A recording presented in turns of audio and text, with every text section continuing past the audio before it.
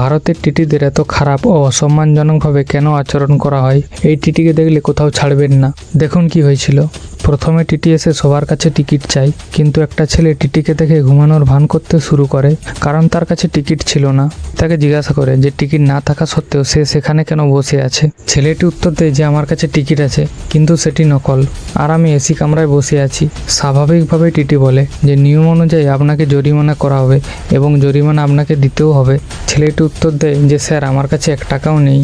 তখন টিটি কিছুটা রেগে গিয়ে বলে যে তুমি এত ভালো পোশাক পরে আছো, একটা ঘড়ি পরে আছো, ফোন নিয়ে ঘুরছো, অথচ তোমার কাছে 1 ফোঁটাও বুদ্ধি নেই। এরপর তিনি ছেলেটিকে বলেন যে এটা রাতের ট্রেন, তুমি টিকিট ছাড়াই ভ্রমণ করছো, যদি চুরি হয় তাহলে তোমাকেই দোষ দেওয়া হবে, তোমার জেল হবে এবং তোমার কেরিয়ার নষ্ট হয়ে যাবে।